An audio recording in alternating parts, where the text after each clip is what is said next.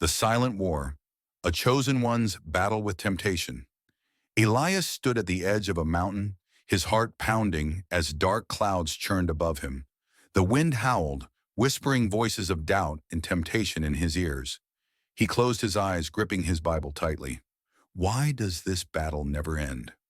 From the time he was young, Elias knew he was different. He was called, chosen for something greater. His prayers felt powerful, his dreams vivid with divine messages. But there was another force lurking in the shadows.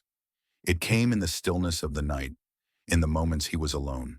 Temptation. It wasn't just a thought, it was a war. Years ago, Elias had fallen. The weight of his calling, the isolation, the pressure, it all became too much. Late one night, loneliness gnawed at him. He reached for his phone, scrolling mindlessly until a familiar temptation whispered his name. "No one will know," the voice murmured. That night he gave in, and guilt followed like a relentless storm.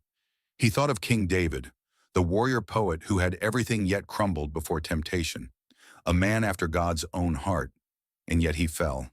And Samson, whose strength could break armies but was shattered by the touch of Delilah. Elias wasn't alone in this battle. Sitting in his dimly lit room, he opened his Bible. The words from Ephesians 6:12 burned in his mind. "For we do not wrestle against flesh and blood, but against principalities, against powers, against the rulers of the darkness of this age." This wasn't just about lust. It was an attack, strategic, targeted, and the enemy had been using the same tactics for centuries. 1. Spiritual sensitivity made him a target. The closer he got to God, the stronger the attacks became. His heart was attuned to heaven, but that also meant the enemy knew exactly where to strike. 2. Isolation created a breeding ground for temptation. He walked a path few understood. His friends partied, lived carelessly. He was called to holiness, but solitude without accountability made him vulnerable. 3. A high calling attracted greater warfare. He had dreams of preaching, of healing the broken, but the higher the calling, the greater the resistance.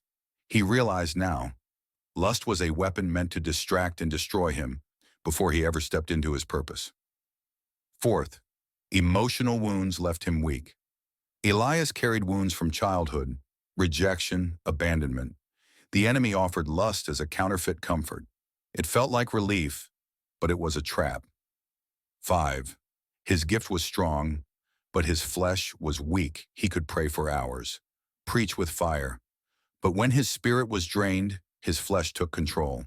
He needed discipline, strength, a renewed mind. That night, Elias made a decision. He would no longer fight alone.